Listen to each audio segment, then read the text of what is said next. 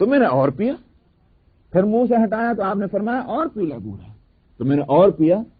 اس کے بعد میں نے کہا بس یا رسول اللہ اب نہیں پیا جا رہا، خوب پیٹ بھر گیا۔ اس کے بعد آپ نے پیالہ لیا، خود پیا اس کو، وہ ایک پیالے میں اتنی برکت ہوئی کہ سبھی لوگوں نے پی لیا۔ میں کہہ رہا ہوں کہ نبی کریم صلی اللہ علیہ وسلم کا معمول یہ تھا کہ جو آپ کے پاس آیا پہلے اس میں انہیں کو کھلاتے تھے اور پھر خود کھایا کرتے تھے۔ یہ تھی ان حضرات کی حالت غربا کی۔ ان میں بعض وہ تھے کہ جن کے پاس نہ تو کھانے کو اور نہ پہننے کو۔ چنانچہ حضرت مصعب بن عمیر رضی اللہ عنہ کے بارے میں ہے کہ جو پہلے معلم ہیں مدینہ منورہ کے، نبی کریم صلی اللہ علیہ وسلم نے اپنی ہجرت سے پہلے جن کو مدینے میں بھیجا تھا مدینے والوں کی فرمائش پر، اور یہ مصعب بن عمیر وہاں آئے اور وہاں انہوں نے چمن لگایا اور باغ لگایا اسلام کا۔ 10-12 سے 10-12 7-8 اور 10-12 یوں کہیے کہ پہلی جو بیعت عقبہ ہوئی ہے، تو ہم نے سیرت کی کتابوں میں آپ پڑھیں، پہلی بیعت جو ہوئی عقبہ کے موقع پر اس میں مدینے کے 8 آدمی مسلمان ہوئے تھے، یہ زیادہ سے زیادہ 7 اور 12 کے بیچ میں۔ دوسرے سال جو بیعت ہوئی اس میں 70، لیکن یہ 70 جو بنے وہ کہاں سے بنے تھے آپ کو معلوم ہے؟ حضرت مصعب بن عمیر رضی اللہ عنہ کو مدینہ بھیج دیا تھا نبی کریم صلی اللہ علیہ وسلم نے ان 7 یا 12 آدمیوں کی فرمائش پر۔ انہوں نے جو محنت کی مدینے کے اندر، 1 سال کے اندر اس مدینے کی اس اجنبی بستی میں کہ جہاں اسلام اجنبی تھا، ایک طرف شرک تھا اور دوسری طرف یہودیت تھی، وہاں انہوں نے محنت کی اور 1 سال کے اندر جو قافلہ گیا ہے یہاں سے حج کے موقع پر تو 70 گئے ہیں، 70 مسلمان تھے جنہوں نے نبی کریم صلی اللہ علیہ وسلم کے ہاتھ پر بیعت کی۔ تو خیر حضرت مصعب بن عمیر رضی اللہ عنہ ایک موقع پر نبی کریم صلی اللہ علیہ وسلم کے سامنے سے گزرے مدینے میں، آپ کی آنکھیں جو ہیں اس میں آنسو ڈبڈبا ہے، اور آپ نے فرمایا کیا حالت تھی اس مصعب کی ایک وقت اور کیا حالت ہے اس وقت؟ کیا مطلب؟ مصعب بن عمیر رضی اللہ عنہ مالدار تھے، بڑے اعلیٰ درجے کے کپڑے پہنا کرتے تھے، لیکن اس وقت جس وقت وہ نبی کریم صلی اللہ علیہ وسلم کے سامنے سے گزر رہے تھے ان کے بدن کے اوپر پھٹے ہوئے کپڑے ایسے تھے کہ کانٹوں سے ان کو جوڑ رکھا تھا۔ یہ ساری حالت اسلام کی خاطر، اس لیے کہ جو کچھ سرمایہ تھا انہوں نے اسلام کے اوپر لٹا دیا اور سارے اپنی اوقات کو اسلام کی تعلیم اور خدمت اور تبلیغ میں لگا دیا، نہ کپڑوں کی فکر ہے نہ کھانے کی فکر ہے۔ یہ تھے وہ صحابہ رضی اللہ عنہم۔ سوچنے کی بات یہ ہے کہ یہ اسلام ان محنتوں کے ساتھ محفوظ ہوا ہے، اور اس کا ایک مسئلہ جو ہے وہ اس طرح سے محفوظ ہوا ہے۔ ہم لوگوں کی حالت جو ہے وہ یہ ہے کہ اگر یہی نہیں کریں گے تو کیا اسلام کا کیا نقصان ہو جائے گا، اگر یہی نہیں ہوگا تو ہم کیا مسلمان نہ رہیں گے۔ ہم ان بحثوں میں پڑے ہیں اور وہاں یہ تک ایک رتی چیز کے واسطے اپنی زندگیوں کو داؤ پر لگائے ہوئے تھے۔ اس طرح سے اسلام محفوظ ہوا ہے۔ تو خیر میں نے کہا کہ نبی کریم صلی اللہ علیہ وسلم تشریف لائے مسجد نبوی کے اندر، اور یہ اس طرح کے صحابہ مشغول تھے اپنے کام میں۔ تو آپ جب آئے تو ان کے پاس بیٹھے، انہوں نے عرض کیا یا رسول اللہ خیر تو ہے اس وقت آپ کیوں تشریف لائے؟ تو آپ نے فرمایا کہ اس لیے کہ مجھے اللہ نے مجھے حکم دیا ہے کہ میں تمہارے پاس بیٹھوں۔ یہ آپ نے آیت تلاوت فرمائی کہ اللہ نے فرمایا کہ وَاصْبِرْ نَفْسَكَ مَعَ الَّذِينَ يَدْعُونَ رَبَّهُمْ بِالْغَدَاةِ وَالْعَشِيِّ يُرِيدُونَ وَجْهَهُ، اور آپ نے فرمایا کہ اللہ کا شکر ہے کہ اللہ نے میری امت میں ایسے بندے رکھے ہیں کہ جن کے ساتھ مجھے وقت گزارنے کا حکم ملا۔ رسول اللہ صلی اللہ علیہ وسلم کو اپنے غریب ساتھیوں پر بھی خوشی ہوتی تھی۔ ذوق اور فکر کا اور خیال کا کتنا بڑا فرق ہے۔ آج ہمیں خوشی ہوتی ہے مالداروں کے ساتھ بیٹھنے میں، اور غریب اگر آ جائیں ہمارے ادھر ادھر تو منہ ہمارا بن جائے، لیکن نبی کریم صلی اللہ علیہ وسلم اس پر شکریہ ادا کرتے تھے اللہ کا کہ میری امت میں ایسے لوگ موجود ہیں کہ جن پر دنیا مسلط نہیں ہے بلکہ یہ دین ان پر مسلط ہے، یہ چاہے دنیا پر مسلط ہو۔ تو یہ اس کا یہاں حکم ہوا کہ وَاصْبِرْ نَفْسَكَ، آپ جمع کر رکھیے اپنے آپ کو ان لوگوں کے ساتھ کہ جو پکارتے ہیں اپنے رب کو صبح و شام، یریدون وجہ، ایک ہی ان کی غرض ہے اور وہ ہے اللہ۔ وجہ یہاں ترجمہ ہوگا چہرہ، مگر چہرہ بول کر پوری ذات مراد لی جاتی ہے، یہ عربی کا محاورہ ہے۔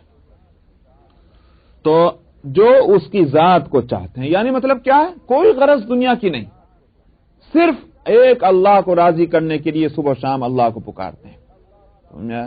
یہ ایک اعلیٰ درجہ ہے کہ صرف اللہ کو راضی کرنا ہے، کوئی غرض نہیں. یہ بہت اعلیٰ درجہ ہے نیکیوں کا.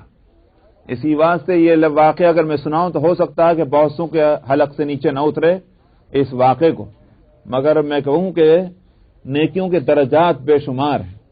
ہمیں تو اس کی ABCD جو ہے اس کی بھی اگر علم ہو جائے اور سمجھ آ جائے تو بڑی بات. حضرت رابعہ بصریہ رحمہ اللہ جو بڑی اولیاء اللہ میں اور ان عورتوں میں ہیں کہ جن کے نام کو تاریخ کبھی نہیں بھلا سکتی، رابعہ بصریہ رحمۃ اللہ علیہ. ان کو کسی نے دیکھا کہ وہ ایک ہاتھ میں پیالہ ہے پانی کا اور دوسرے میں جو آگ لیے جا رہی، اور چہرے پر جو ہے وہ غصے کے آثار. تو کسی یوں کہیے کہ انہی کے جیسے کسی فرد نے، کون بات کر سکتا تھا ان سے، انہی کے جیسے کسی فرد نے ملاقات کی اور ان سے پوچھا کہ آج رابعہ کس رنگ میں ہے، یہ پانی اور آگ کا کیا مسئلہ ہے؟ تو وہ اپنے اسی ترنگ میں کہنے لگی، اس پانی سے جہنم کو آگ بجھانا چاہتی ہوں اور اس آگ سے میں جنت کو آگ لگانا چاہتی ہوں. انہوں نے کہا خیر تو ہے، یہ کیا ہو رہا ہے؟ کہنے کہ لوگ جو ہیں نیکی کرتے ہیں جہنم سے ڈر کر اور جنت کے لالچ میں، اللہ کے واسطے نہیں کرتے. تو یہ ان کی اپنے ایک جلال تھا، ایک مقام تھا جس پر وہ بول رہی تھی. ہم کیا سمجھے ان باتوں کو، لیکن واقعہ یہ ہے کہ یہ ایک مقام ہے کہ جہاں نہ جنت کا کوئی لالچ اور نہ جہنم کا کوئی ڈر، ایک ہی چیز ہے ذہن میں، وہ ہے اللہ اللہ. اس لیے یہاں فرمایا کہ یریدون وجہ، کوئی غرض نہیں. مگر یہاں ایک بات میں بتاتا چلوں، یہ مت سمجھنا کہ کیا نبی کریم صلی اللہ علیہ وسلم نے جو دعائیں مانگی اور ان دعاؤں کے اندر جنتوں کا تذکرہ اور جہنم سے خلاصی خود قرآن حکیم میں بھی ہے. ربنا اصرف عنا عذاب جہنم، خداوندہ ہم سے جہنم کے عذاب کو دور کر دیجئے. یہ جو دعائیں مانگی تو کیا یہ درجہ انسان کا اور نیچے کر رہا ہے؟ کیا ضرورت ہے ان دعاؤں کے مانگنے کی اگر درجہ اونچا یہ ہے کہ بس جنت کا بھی لالچ نہ ہو اور جہنم کی بھی ڈر نہ ہو. بات یہ ہے کہ مقصود جنت اور جہنم نہیں ہے، مقصود تو اللہ کی رضامندی ہے. مگر ہمیں معلوم ہے کہ جس سے اللہ راضی ہو وہ جنت میں جائے گا، جس سے اللہ ناراض ہو وہ جہنم میں جائے گا. تو ہم چاہے تو یوں کہیں کہ اے اللہ ہم سے راضی ہو جائے، اور چاہے ہم یوں کہیں کہ اللہ ہمیں جنت میں داخل کر دے. لفظوں کا فرق ہے، حاصل ایک ہی نکلے گا. اس لیے کہ جنت میں کوئی شخص جا نہیں سکتا جس سے اللہ راضی نہ ہو، اور جہنم میں کوئی شخص جا نہیں سکتا جس سے اللہ ناراض نہ ہو. تو جب ہم یوں کہتے ہیں کہ اے اللہ ہمیں جہنم سے بچا لے، اس کے معنی یہ ہے کہ اپنی ناراضگی کو ہم سے دور کر لے. جب ہم یوں کہیں کہ اللہ ہمیں جنت میں داخل فرما، اس کے معنی یہ ہے کہ آپ ہم سے راضی ہو جائیں. تو اس لیے دونوں میں کوئی مخالفت نہیں ہے، اصل مقصود تو اللہ کی ذات ہے. وَلَا تَعْدُ عَيْنَاكَ عَنْهُمْ، اور آپ ان سے اپنی آنکھیں نہ پھیریں. کن سے؟ ایسے اللہ کے نیک بندوں سے. اسی واسطے نبی کریم صلی اللہ علیہ وسلم دعا بھی مانگا کرتے تھے، اللہم اجعلنی مسکینا واحشرنی فی زمرۃ المساکین. اے اللہ، اللہم احیینی مسکینا وامتنی مسکینا واحشرنی فی زمرۃ المساکین، او کما قال. آپ نے فرمایا اے اللہ مجھے زندہ رکھ مسکین بنا کر، اور موت بھی آئے تو مسکین والی موت، اور میرا حشر بھی ہو قیامت میں تو مسکینوں کے زمرے میں ہو. یہ ہے مقام مسکینوں کا. اسی واسطے آپ نے فرمایا تھا ایک حدیث میں کہ غریب لوگ جو ہیں وہ ہزاروں برس پہلے مالداروں سے جنت میں چلے جائیں گے، ہزاروں برس پہلے. ایک تو یہ دو باتیں ہیں، ایک تو یہ کہ بھئی وہاں کسٹم کا سامان ہی نہیں ہوگا، تو کسٹم کا سامان نہیں ہوتا وہ مسافر جلدی نکل جاتا ہے. نکلتا ہے نہیں نکلتا؟ ہاتھ میں ایک تھیلا ہو تو لیجئے بھائی دیکھ لے، نکل گئے. اور جس کے بعد جتنا سامان ہے کسٹم میں اتنی دیر لگ رہی. ایک تو یہ مسئلہ ہوا. اس لیے کہ ثم لتسألن یومئذ عن النعیم، اس دن وہاں ضرور بھی ضرور سوال کیا جائے گا نعمتوں کے بارے میں. یہی تو کسٹم ہے جس کو میں دوسرے لفظوں میں کہہ رہا ہوں. وہاں سوال ہوگا، جس کے پاس نعمتیں زیادہ اتنا ہی اس کا حساب ہو رہا ہے، اور جن کے پاس کم ہے کچھ بھی نہیں، جاؤ بھائی بھاگو جلدی سے جنت میں. ایک تو یہ ہوا. دوسری بات یہ بھی ہے کہ انہوں نے اپنی اس غربت پر صبر کیا تھا، اور اس غربت کے باوجود جبکہ ان کے پڑوس میں اڑوس میں اور آگے پیچھے نعمتیں بکھری ہوئی تھیں، کبھی انہوں نے رال نہیں ٹپکائی، کبھی اللہ سے شکوہ نہیں کیا، اپنی اسی حالت میں مگن اور اللہ سے راضی اور اللہ کو راضی کرنے کی فکر میں. آخر اس کا کچھ صلہ ہوگا کہ نہیں ہوگا؟ اس کا یہی صلہ ہوگا ہزاروں برس پہلے جنت میں چلے جاؤ. یہ بات میں اس لیے کہہ رہا ہوں کہ خوب یاد رکھیے، اصل چیز جو ہے نہ تو غریبی ہے نہ مالداری ہے، اصل چیز جو ہے ہر حالت میں اللہ کو راضی کرنے کی فکر اور ہر حالت میں اپنے آپ کو اللہ سے راضی رکھنا، یہ اصل بات ہے. اس لیے اگر جیسے کہ غربت یہ بھی اللہ کی طرف سے ہے اور عمارت یہ بھی اللہ کی طرف سے ہے. انسان کی اپنی کوشش سے تو نہ مالدار بنتا ہے نہ غریب بنتا ہے.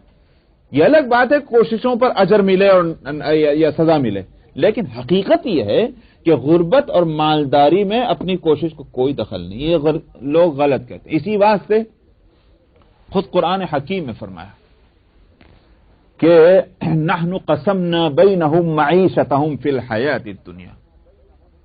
حضرت حاتم اصم رحمۃ اللہ علیہ جو شقیق بلخی رحمۃ اللہ علیہ کے مرید اور شاگردوں میں ہیں اور 30 سال ان کی خدمت میں رہ کر تربیت حاصل کی، 30 سال. تو انہوں نے جہاں اور باتیں کہیں کہ مجھے ان کی صحبت سے یہ ملا، تو انہوں نے ایک بات یہ بھی کہی کہ میں سوچا کرتا تھا کہ لوگ جو ہیں وہ کوشش کرتے ہیں کہ یہ بن جاؤں یہ بن جاؤں یہ بن جاؤں یہ بن جاؤں، سمجھ میں آیا؟ تو میں نے سوچا کہ میں کیا بننے کی کوشش کروں کہ جس سے میری زندگی جو ہے وہ من پسند طریقے پر گزرے، میں خوشحال ہوں، پریشانیاں میرے پاس نہ ہوں، نہ روپے کی نہ پیسے کی نہ عزت کی نہ صحت کی نہ تندرستی کی، میری زندگی اچھی طرح گزر جائے. مجھے اس کے لیے کوشش کرنی چاہیے. تو میں کیا کوشش کروں، کس طرح کروں؟ میں ابھی اسی فکر میں تھا، قرآن شریف کی اس آیت پر میں اٹک گیا، نحن قسمنا بینہم معیشتہم فی الحیات الدنیا. ہم نے تقسیم کی ہے دنیا کی زندگی کی ان کے درمیان میں. وہیں اٹک گیا. میں نے کہا اللہ، یہ تقسیم تو اللہ میاں نے کر رکھی، تو میری محنت کا نتیجہ کیا نکلے گا؟ کچھ بھی نہیں. جب اللہ نے میرے لیے کوئی ایک فیصلہ فرما دیا ہے تو میں اتنی کیوں نہیں کوشش کروں کہ جتنی ایک نارمل ہو سکتی ہے. اس سے زیادہ کہ مجھے کوشش کرنے کی اس لیے ضرورت نہیں کہ میں لاکھ کوشش کروں گا میری حالت تو بدلنے والی نہیں اللہ کے فیصلے کے برخلاف. اس لیے اصل بات یہی ہے، صحابہ بھی محنت کرتے تھے، مزدوری کرتے تھے، جاب کرتے تھے، بزنس کرتے تھے، مگر اپنے کو اس میں کھپا نہیں دیتے تھے. اس لیے کہ اللہ نے ایک نظام بنایا ہے دنیا کا، اور اللہ نے ہم کو پابند بنایا کہ محنت کرو، بس اس سے زیادہ نہیں. لیکن یہ نہیں کہ ہم اپنے آپ کو اس میں ڈبو دیں، یہ بات غلط ہوگی. اسی واسطے وہ محنت مزدوری کرنے والے ہیں. خاص طور پر آپ دیکھتے ہیں کہ پھاوڑا چلانے والے اور وہ ہتھوڑے برسانے والے، ان کی زندگی کیا ہوتی ہے؟ ان کی زندگی یہ ہے کہ دن بھر اگر کام کر لیا تو روٹی کے کام بن گیا، اور اگر نہ کام کیا تو رہ گیا دوسرے دن کی چھٹی. یہ تو زندگی ہوتی ہے ان کی. لیکن مدینے میں وہی صحابہ کہ جو ہتھوڑا پیٹتے تھے اور پھاوڑا چلاتے تھے، ان میں سے حالات میں ہے کہ ایک صحابی جو لوہار کا کام کرتے تھے اور لوہا پیٹنے کا کام، تو اپنی دکان پہ کام کر رہے تھے اور ہتھوڑا پیٹ رہے تھے لوہے پر جس کو آگ میں گرم کیا جا چکا تھا. ہتھوڑا یوں تھا، مار رہے تھے اس پر دنا دن. مسجد کے اذان کی آواز آئی، وہ ہتھوڑا یوں تھا پیچھے ہی پھینک دیا، اس پہ مارا ہی نہیں، پھر پیچھے پھینک کے اور چلے نماز کے واسطے. تو یہ ہے کہ محنت کرنی ہے، اس لیے کہ اللہ نے حکم دیا. مگر یہ نہیں ہے کہ نہ اذان کی فکر نہ نماز کی فکر. اللہ کے گھر کی آواز آئی، ہتھوڑا پیچھے ہی ڈال دیا، آگے مارا ہی نہیں. یہ بات جو ہے یہ صحابہ کی محنتوں کی یہ تھی. تو بہرحال نبی کریم صلی اللہ علیہ وسلم کو اس بات کا حکم ملا کہ آپ اپنے کو ان لوگوں کے ساتھ جما کے رکھیں، وَلَا تَعْدُ عَيْنَاكَ عَنْهُمْ، اور ان سے اپنی آنکھیں نہ پھیریں. تُرِيدُ زِينَةَ الْحَيَاةِ الدُّنْيَا. مسکین کہتے ہیں، اصل میں مسکین اور فقیر میں مفسرین کلام کرتے ہیں. بعض تو کہتے ہیں کہ فقیر کا درجہ مالی اعتبار سے بالکل آخری ہے اور مسکین تھوڑا اوپر ہے، لیکن زیادہ میجارٹی اس طرف گئی ہے کہ مسکین جو ہے سب سے آخری درجہ ہے غربت کا، یعنی جس کے پاس کچھ بھی نہ ہو وہ ہے مسکین. فقیر اس کو کہتے ہیں کہ بھئی اپنے مثال کے طور پر کسی کے پاس بہت ہی واجبی ضرورت پورے کرنے کے لیے ہے اور اس سے زیادہ نہیں. اس کو فقیر کہہ سکتے ہیں یا غریب، جو بھی لفظ فقیر کا لفظ قرآن شریف میں انما الصدقات للفقراء والمساکین، وہاں فقراء اور مساکین کا لفظ جو آیا ہے تو فقیر اور مسکین بعض کہتے ہیں یہ مترادف ہیں. مترادف کے معنی کیا؟ ہم معنی، یعنی دونوں میں کوئی فرق نہیں ہے، مختلف اقوال ملتے ہیں. بہرحال مسکین سے مراد غریبی کہہ لیجیے، مگر وہ غریب جو اپنی غربت پر راضی، یہ مطلب. ترید زینت الحیات الدنیا، آنکھیں نہ پھیرنا کس لیے؟ اس لیے کہ آپ دنیا کی چکچوند کو چاہتے ہوں. تب دنیا کی چکچوند چاہتے ہوں تو کہاں کو آپ غریبوں میں رہیں گے یا غریبوں سے آپ آنکھ ملائیں گے؟ یہ بات آپ کے اندر نہیں ہونی چاہیے. وَلَا تُطِعْ مَنْ أَغْفَلْنَا قَلْبَهُ عَنْ ذِكْرِنَا، اور آپ ان لوگوں کی پیروی نہ کریں، ان کے پیچھے نہ پڑیں کہ جن کے ذکر کو ہم نے اپنے دل کو اپنے ذکر سے ہم نے غافل کر رکھا. یہ بدبخت اس قابل ہی نہیں کہ ان کو ہم اپنے ذکر کی توفیق دیں. ہو کرتا ہے نا یہ یوں کہیے کہ سخت ناراضگی کی ایک صورت ہے. آپ کسی سے زیادہ ناراض ہو جائیں، کہنے لگے ہم بھی کب چاہتے ہیں کہ یہ ہمارے پاس آئے، تو اس کے بدلے میں یوں تو نہیں کہا جا سکتا کہ اچھا صاحب آپ ہی نہیں چاہتے تو پھر میرے کیا قصور ہے. یہ جواب تو نہیں ہوگا، بلکہ یہ انتہائی ناراضگی بتلانے کے لیے یہ لفظ کہے جاتے ہیں. جیسا کہ قرآن حکیم میں دوسری جگہ لا يكلمهم اللہ یوم القیامت ولا ينظر، اللہ میاں ان سے قیامت کے دن نہ کلام کرے گا نہ دیکھے گا. تو اللہ کا دیکھنا کیا ایسا ہے جیسا ہمارا دیکھنا کہ صاحب ہماری آنکھ ادھر کو ہوگی تو دیکھ لیا اور ادھر کا ہم کو پتہ نہیں چل رہا. لیکن یہ اظہار غصہ جو ہے غضب کو، اس کو بتلانے کے لیے. تو یہاں بھی وہی صورت ہے کہ اور ہم نے ان کے دل کو اپنے ذکر سے ہم ہی نے غافل کر دیا تو ان کے پیچھے نہ رہیں. وَاتَّبَعَ هَوَاهُ، اور وہ اپنی خواہش کی پیروی کرتا ہے. معلوم ہوتا ہے کہ خواہش پر چلنا یہ بہت بڑی کوئی بھیانک غلطی ہے. یہاں اس کے جرائم میں ایک ہی چیز کو بتلایا گیا، جو اللہ کے ذکر سے غافل ہے اس کا جرم کیا ہے. یوں نہیں کہا کہ اس کا جرم یہ ہے کہ چوری کرتا ہے، یوں نہیں کہا کہ اس کا جرم یہ ہے کہ شراب پیتا ہے، یوں نہیں کہا کہ اس کا جرم یہ ہے کہ سود کھاتا ہے. ایک ہی بات فرمائی. میرے خیال سے یہ بات جو ہے یہ ساری برائیوں کی جڑ ہے. فرمایا کہ وہ اپنی خواہش پہ چلتا ہے. تو یہ خواہش جو ہے، خواہش پر چلنا، یہ ساری برائیوں کی ایک برائی ہے. جو اس پر چلا اس کے لیے ہر برائی آسان ہے، اور جو اس پر نہ چلا اس کے لیے ہر برائی سے بچنا آسان ہے. سمجھا؟ خواہش نفس جو ہے یہ بہت بڑی ایک مصیبت ہے. وَكَانَ أَمْرُهُ فُرُطًا، اور فرمایا ایسا بھی نہیں کہ اتفاقی سے ایسا ہو جائے. کیا؟ خواہش پر چلنا یا خواہش کے مطابق کوئی کام کرنا ایسا نہیں کہ اتفاق سے، بلکہ اس کا معاملہ ہے ہی حد سے آگے. کیا مطلب؟ عادت بن گئی اس کی. تو اب اس صورت میں ایسے لوگوں کے پیچھے نہیں پڑا جا سکتا. یہ بات اس لیے کہی ہے کہ بھئی اتفاق سے تو کسی سے بھی غلطی ہو سکتی ہے. تو کیا ایسے لوگ جو اتفاقی طور پر خواہش نفس پہ چلیں وہ بھی اللہ میاں کہ ہاں بس ہمیشہ کے لیے مردود و ملعون ہو جائیں گے؟ نہیں، یہاں جو بات کہی جا رہی ان کی کہ جنہوں نے زندگی کا شیوہ یہ بنا لیا. وَقُلِ الْحَقُّ مِن رَبِّكُمْ، اور آخری بات آپ یہ فرما دیجئے کہ آپ کہیے کہ تمہارے رب کی طرف سے حق آ چکا ہے. فَمَن شَاءَ فَلْيُؤْمِنْ وَمَن شَاءَ فَلْيَكْفُرْ، تم میں سے جس کا دل چاہے مان لے اور جس کا دل چاہے نہ مانے. بات ختم ہو گئی. بھئی دلیل سے سمجھنا چاہتے ہو 1000 دلائل موجود ہیں. ایک دفعہ نہیں سمجھ میں آ رہا 10 مرتبہ پوچھ لو. لیکن اگر کوئی آنکھیں بند کرنا چاہے، کان ہی بند کرنا چاہے تو اس کی اصلاح کی کیا صورت ہو؟ کہاں کو اپنا ٹائم ویسٹ کریں؟ پھر اب یہ ہے کہ آپ ہٹ جائیے وہاں سے یہ کہہ کر کہ بس حق آ چکے، نہیں مانتے. ٹھیک ہے، فرمایا کہ آپ کہہ دیجئے کہ حق تمہارے رب کی طرف سے ہے. جس کا دل چاہے ایمان لائے اور جس کا دل چاہے وہ کفر کرے. انا اعتدنا للظالمین نارا احاط بهم سرادقها، لیکن یہ کان کھول کر سن لیں کہ ہم نے ظالموں کے واسطے ایک ایسی آگ تیار کر رکھی ہے کہ جس کو باندھنے والے جو آپ نے دیکھا ہے وہ جو خیمے کی جو رسیاں ہیں ان کو کیا کہتے ہیں؟ قنات کہتے ہیں، نہیں جس پر وہ اس کو ٹھہرایا جاتا، باندھا جاتا ہے تاکہ اس کی دیواریں جو ہیں خیمے کی نہ گریں. وہ جو پردے کی دیوار ہے اس دیوار کو سنبھالنے کے لیے جن رسیوں سے باندھا جاتا ہے ان کو کہتے ہیں قنات، یا یوں کہیے کہ وہ جو دیوار ہی کو قنات کہتے ہیں، دیوار جو ہے وہ قنات ہے جو خیمے کے چاروں طرف لگائی جاتی ہے، تو سرادق اسی کو کہتے ہیں۔ فرمایا کہ ہم نے ان کے لیے ظالموں کے واسطے ایک ایسی آگ تیار کر رکھی ہے جس کی قنات بھی آگے کی ہے، شدت بتلائی گئی کہ قنات بھی اس کی آگ ہی آگ کو روک رہی ہے۔ وَإِن يَسْتَغِيثُوا يُغَاثُوا بِمَاءٍ كَالْمُهْلِ، اب ایسی آگ کہ جس کی شدت کا یہ عالم ہوگا کہ آگ ہی سے آگ کو روکا جا رہا ہے، تو وہاں کیا حالت ہوگی اس آگ میں پڑنے والوں کی؟ فرمایا خود ہی سمجھ لو کہ حلق میں کانٹے پڑ جائیں گے، اور وہاں آپ کہیں گے پانی پانی پانی۔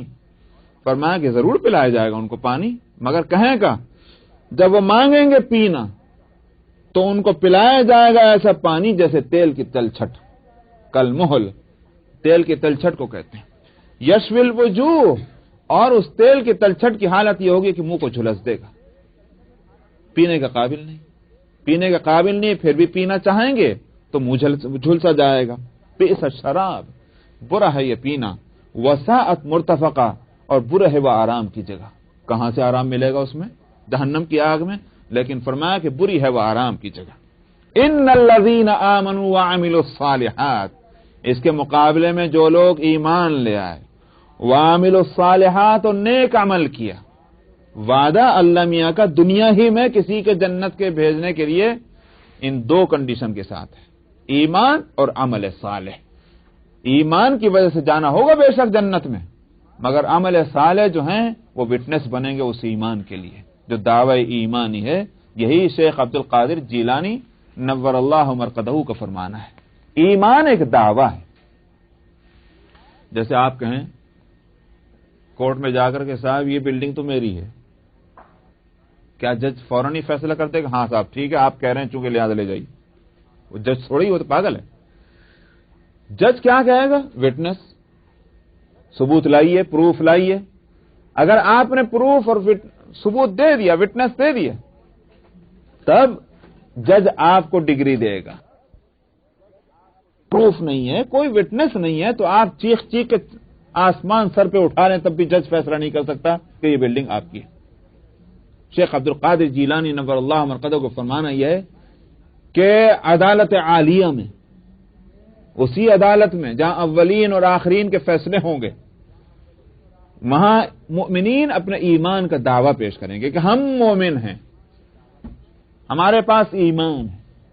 اللہ تعالیٰ فرمائیں گے کیا ہے پروف؟ پروف کے لیے یہ اعمال ہوں گے، وعملوا الصالحات، یہ اعمال صالحہ ہوں گے۔ تو اس لیے فرمایا کہ ان الذین آمنوا، جو لوگ ایمان لے اور نیک عمل کیے، ہم اچھا عمل کرنے والوں کو، اور اچھا بھی نہیں، احسن کس کو کہتے ہیں؟ ایک تو ہوتا ہے حسن، ایک ہوتا ہے احسن۔ کیا مطلب؟ بہت اچھا۔ جس نے بہت اچھا عمل کیا ہے اس کے اجر کو ہم ضائع نہ کریں گے۔ یہ بہت اچھا کا لفظ یہاں کیوں لائیں؟ ورنہ یوں فرماتے تھے کہ جس نے اچھا عمل کیا، من عمل عملا حسنا، یوں ہوتا، لیکن فرمایا کہ من انا لا نضيع اجر من احسن عملا۔ دراصل اس میں ایک نقطہ سمجھ میں آتا ہے، اور وہ یہ ہم جیسے لوگوں کی اصلاح ہے۔ ہماری حالت کیا ہے دنیا میں؟ تو یہ حل من مزید، کچھ اور مل جائے، کچھ اور مل جائے، کچھ اور مل جائے، کچھ اور مل جائے، کہیں گاڑی رکتی ہی نہیں۔ سمجھ میں آیا؟ جہاں قناعت ہونی چاہیے وہاں حل من مزید کا نعرہ ہے، اور جہاں حل من مزید ہونا چاہیے وہاں قناعت ہے۔ سمجھ میں آیا؟ دین کے اندر تو ہمارے اندر قناعت ہے، اور دنیا میں حل من مزید ہے۔ اللہ تعالیٰ فرماتے ہیں کہ نہیں، وہ لوگ کہ جن کا مزاج یہ بن جائے کہ دین میں قناعت پسند نہیں ہے، وہ عمل حسن پر نہیں رکتے ہیں، وہ ان کی خواہش یہ ہے کہ حسن اعمال تک جائیں۔ وہ جو اس خواہش میں لگیں گے اللہ تعالیٰ ان کے اجر کو ضائع نہیں کرے گا۔ یہ ہے وہ بات۔ اسی لیے قرآن حکیم میں عجیب ایک آیت ہے، اور وہ اس امت کی خصوصیات میں ہے وہ آیت۔ فرمایا کہ ثم اورثنا الکتاب الذین اصطفینا من عبادنا فمنهم ظالم لنفسه، پھر ہم نے اس کتاب کا وارث بنایا ہے. وارث کس کو کہتے ہیں؟ مالک. وارث بنایا ہے. واقعی قرآن کے ایک لفظ پہ آدمی اگر غور کرتا چلے تو دل کی کھڑکیاں کھلتی ہیں، روح تازہ ہوتی. اس کتاب کا وارث بنایا ہے ہم نے کس کو؟ اپنے بندوں میں سے ان کو جن کو ہم نے منتخب کیا ہے، سلیکٹ. الذین اصطفینا من عبادنا. پھر کیا ہوا؟ ان کے 3 درجے ہو گئے. فمنہم ظالم لنفسہ، کچھ تو وہ ہیں کہ جو اپنے اوپر ظلم کرنے والے ہیں. ومنہم مقتصد، کچھ وہ ہیں کہ جو بیچ کے راہ چلتے ہیں. ومنہم سابق بالخیرات باذن اللہ، کچھ وہ ہیں کہ جو نیکیوں کی طرف خوب لپکتے ہیں. ذالک هو الفضل الکبیر. فرمایا کہ یہ بڑا ہی فضل ہے اللہ کا. کیا ملے گا ان کو؟ جنات عدن یدخلونها، جنتیں کہ جن میں یہ داخل ہوں گے. یحلون فیہا من اساور، اور ان کو وہاں یہ چیزیں ملیں گی. تو میں نے کہا کہ وہاں ظالم لنفسہ، مقتصد، سابق بالخیرات، 3 درجے بتلائے ہیں اس امت کے. اور اس امت کا خطاب کیا دیا ہے؟ ان تینوں درجوں کا جو مجموعہ ہے، تینوں درجوں کا جو مجموعہ ہے اس کا خطاب کیا دیا؟ ہمارے سلیکٹڈ بندے. اس کے بعد بھی اگر ہم کو غیرت نہ آئے اور اللہ کی فرما برداری کے لیے ہماری طبیعتیں آمادہ نہ ہوں تو ہم سے زیادہ احسان فراموش اور نیکیوں کو ضائع کرنے والا شاید کوئی، اچھائیوں کو ضائع کرنے والا کوئی نہ ہو. میں اگر کوئی آپ کے لیے کوئی یوں کہے حضرت، تو آپ جو ہیں وہ خوش ہو جائیں ایک ہی لفظ سے. اللہ تعالیٰ ایک ایسا لفظ ہمارے لیے کہہ رہے ہیں کہ اس کے بعد واقعی ایک بندے کی شرم تو تقاضا نہیں کرے گی غیرت کہ پھر نافرمانی ہو. فرمایا کہ ہم نے ان کو منتخب کیا ہے اس کتاب کی وراثت کے واسطے. اب ان میں 3 درجے. ظالم لنفسی، مفسرین کہتے ہیں کہ ظالم لنفسی سے مراد وہ ہیں کہ جو فرائض میں بھی کبھی جھول ان کے ہاں آ جائے. مطلب یہ ہے کہ وہ فرائض بھی پورے ٹھیک سے نہ ہوں، یہ تو ہیں ظالم لنفسی. اور مقتصد وہ ہیں کہ جو فرائض اور واجبات تو ہیں ان کے ہاں لیکن سنن اور مستحبات کی فکر نہیں کرتے، یہ ہیں مقتصد. اور سابق بالخیرات کون ہیں؟ سابق بالخیرات وہ ہیں کہ جہاں ذرا نیکی معلوم ہوئی وہیں بھاگے چلے جا رہے ہیں، کوئی نیکی چھوڑنے کو تیار ہی نہیں. یہ ہیں سابق بالخیرات. اور فرمائے باذن اللہ. اس تیسرا درجہ جو ہے اس کے ساتھ لفظ لگائے باذن اللہ، یہ اللہ کی توفیق سے ہے جس کو یہ مقام مل جائے تو اس کو ذالک هو الفضل الکبیر. تو یہاں میں کہہ رہا تھا کہ اجر من احسن عملا، یہ اسی لیے ہے کہ وہ سابق بالخیرات جو ہیں وہی وہ ہیں کہ جو من احسن عملا کے اندر ہے، ان کے اجر کو ضائع نہ فرمائیں گے. کیا ہے ان کا اجر؟ اولئک لہم جنات عدن، یہ وہ لوگ ہیں کہ جن کے لیے جنتیں ہوں گی ہمیشہ کی، یعنی کبھی نہ ختم ہونے والی. تجری من تحتہم الانہار، اور اس کے نیچے نہریں بہتی ہوں گی. یحلون فیہا من اساور من ذہب، اور ان کو سونے کے کنگن پہنائے جائیں گے. دنیا میں مردوں کے واسطے سونا اور ریشم حرام کیا گیا، یہ زیب و زینت کی چیزیں ہیں. مردوں کے لیے زیب و زینت یہاں ایک خاص حد تک جس سے مرد کی مردانگی باقی رہے، اس حد تک تو اجازت ہے، مگر یہ نہیں کہ مرد کی مردانگی ختم ہو جائے. اس واسطے سونا اور زیور کو یہاں منع کیا گیا. اور بھی اس میں حکمتیں ہوں گی بے شمار. اللہ تعالیٰ جس چیز سے دنیا میں کسی کو روکتے ہیں اور بندہ اللہ کی وجہ سے روکتا ہے، اللہ تعالیٰ وہاں آخرت میں وہ چیز وہاں کی اپنے شان کے اعتبار سے دیتے ہیں. چنانچہ وہاں یہاں شراب نہیں پیتے، وہاں شراب پلائیں گے اللہ میاں، مگر یہاں کی شراب میں اور وہاں کی شراب میں بہت بڑا فرق ہے. نام ایک ہے، حقیقت بالکل مختلف ہے.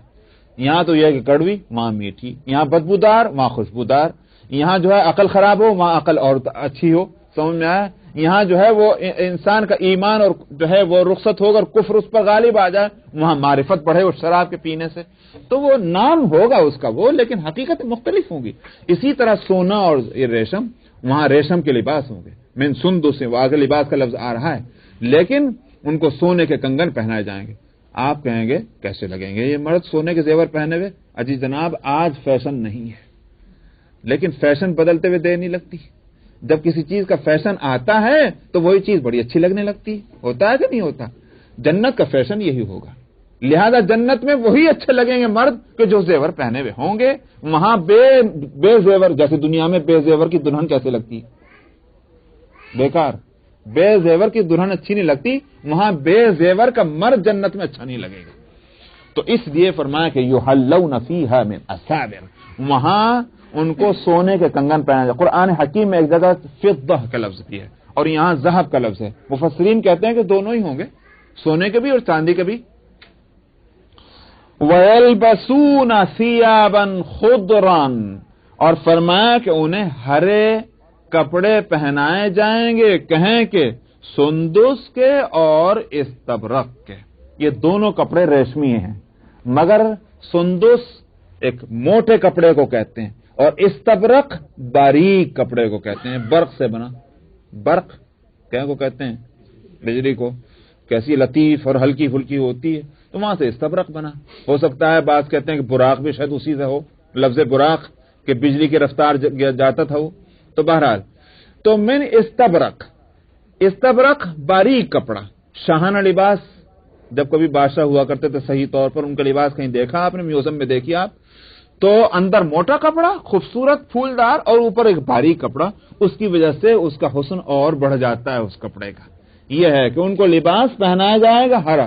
شاید سارے رنگوں کے اندر ہرا رنگ جو ہے وہ آنکھوں کے لیے اور دیکھنے کے اعتبار سے کچھ زیادہ مطلب یہ آرام دہ دیکھنے کے اعتبار سے، شاید اسی لیے یہاں جنت میں لباس پہنایا جائے گا اس رنگ کا کہ جو رنگ دیکھنے میں بڑا خوشنما اور بڑا آرام دہ ہوتا ہے. وَيَلْبَسُونَ ثِيَابًا خُضْرًا مِّن سُنْدُسٍ وَإِسْتَبْرَقٍ، یہ تو ہوگا لباس. متکئین فیہا علی الارائک، اور شان یہ ہوگی کہ اپنی مسہریوں پر تکیے لگائے بیٹھے ہوں گے.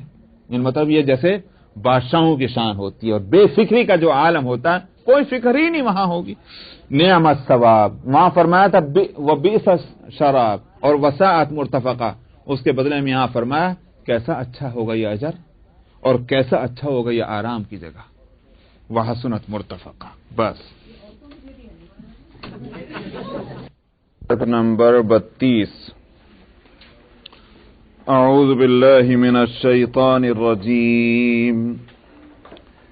بسم اللہ الرحمن الرحیم. واضرب لهم مثل الرجلين جعلنا لأحدهما جنتين من أعناب وحففناهما بنخل وجعلنا بينهما زرعا. كلتا الجنتين آتت أكلها ولم تظلم منه شيئا وفجرنا خلالهما نهرا وكان له ثمر فقال لصاحبه وهو يحاوره أنا أكثر منك مالا وأعز نفرا. ودخل جنته وهو ظالم لنفسه قال ما أظن أن تبيد هذه أبدا وما أظن الساعة قائمة ولئن رددت إلى ربي لأجدن خيرا منها منقلبا. قال له صاحبه وهو يحاوره أكفرت بالذي خلقك من تراب ثم من نطفة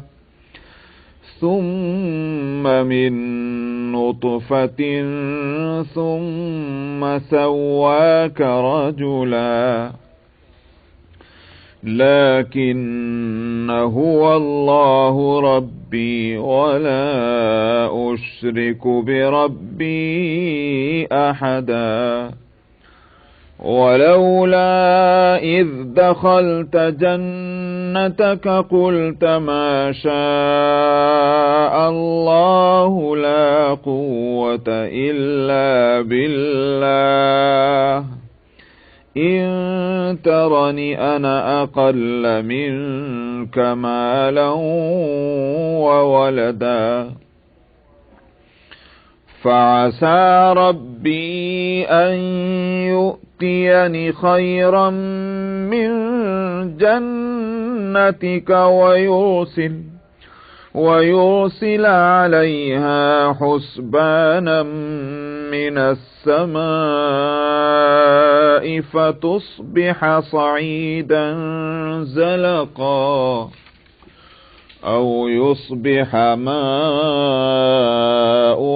غورا فلن تستطيع له طلبا وأحيط بثمره فأصبح يقلب كفيه على ما أنفق فيها وهي خاوية على عروشها ويقول يا ليتني لم أشرك بربي أحدا ولم تكن له فئة ينصرونه من دون الله وما كان منتصرا هنالك الولاية لله الحق هو خير ثوابا وخير عقبا واضرب لهم مثل الحياة الدنيا كماء إن أنزلناه من السماء فاختلط به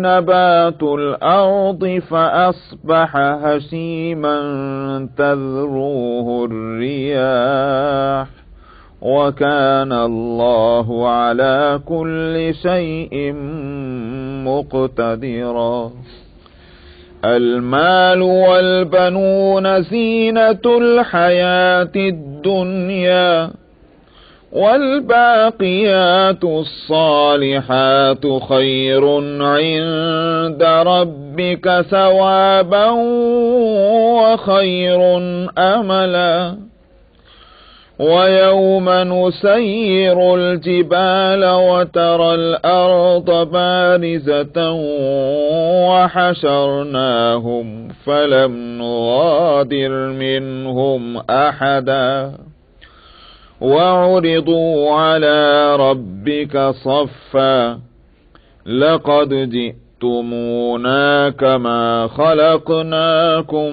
أول مرة بل زعمتم أن لن نجعل لكم موعدا ووضع الكتاب فترى المجرمين مشفقين مما فيه ويقولون يا ويلتنا ما لهذا الكتاب لا يغادر صغيرة ولا كبيرة إلا أحصاها ووجدوا ما عملوا حاضرا ولا يظلم ربك أحدا صدق الله العظيم.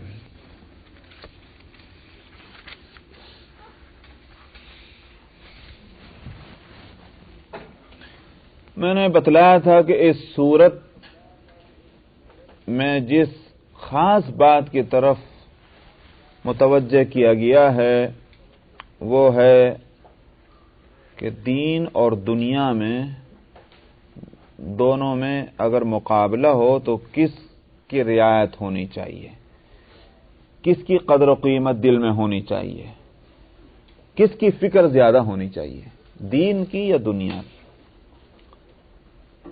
جو لوگ دنیا ہی کو سب کچھ سمجھتے ہیں وہ دین کے نقصان اور خسارے کو گوارا کر لیں گے، ماتھے پر اور پیشانی پر بل بھی نہیں آئے گا، لیکن دنیا کے نقصان کو وہ پر آنچ نہیں آنے دیں گے۔ ان کے نزدیک دنیا ہی سب کچھ ہے، اور جن کے نزدیک دین سب کچھ ہے وہ دنیا کا ہر نقصان گوارا کریں گے مگر دین کی ایک بات کو بھی چھوڑنا پسند نہ کریں گے، اس لیے کہ دنیا اللہ سبحانہ و تعالی کی ملک ہے۔ اللہ تعالیٰ جس کو دینا چاہیں، جتنا دینا چاہیں، وہ اس کے اختیار میں ہے۔ یہ ہے وہ نقطہ کہ جو دیندار بندے کی نظر جس پر رہتی ہے۔ انسان کوشش کرتا ہے، اس سے زیادہ اور کچھ نہیں، لیکن دیکھنے میں تو یہ ہے کہ یہ کوشش کے نتیجے میں اس کو ملا، حقیقت یہ نہیں۔ حقیقت یہ ہے کہ وہ تقسیم اللہ کی ہے۔ آپ کہتے ہیں یہ کیسے؟ یہ ایسے کہ آپ بازار میں چلے جائیے، کہیں بھی، جہاں شاپنگ سینٹر میں جائیے، بازاروں میں گھومیے، دو دکاندار ہیں، ایک ہی سامان کی دو دکانیں ہیں، مگر ہم دیکھتے ہیں کہ ایک دکان بہت اچھی چل رہی، دوسری نہیں چلتی۔ جس کی نہیں چل رہی ہے اس نے کیا یہ چاہا تھا کہ میری دکان نہ چلے؟ وہ تو اسی لیے تو بیٹھا تھا کہ میری دکان بھی چلے، مگر ایک کا کاروبار چل رہا ہے، دوسرا کا نہیں چل رہا ہے۔ کیا وجہ ہے؟ یہ فرق کس نے کیا؟ پڑھنے والے پڑھتے ہیں، دونوں کے پاس ایک ہی ڈگریاں، ایک کی جاب لگ جاتی، دوسرے کی نہیں لگتی۔ رات دن آپ اور ہم یہ تماشا دیکھتے ہیں۔ کتنے وہ لوگ ہیں یہاں بھی، خود اس زمین میں بھی، میرے جاننے والے، میرے تعلق والے، کہ صاحب وہ بیچارے تلاشی کرتے پھرتے پھرتے ان کی عمر گزر گئی، لیکن ان کو جاب ڈھنگ کا نصیب نہیں ہوا۔ انہوں نے ڈگریوں کے تو ڈھیر لگا دیے مگر جاب نہیں ملتا۔ یہی موجود ہے، اسی علاقے میں موجود ہے۔ اب اس کے سوا اور کیا کہا جائے کہ بھئی اللہ کی تقسیم ہے۔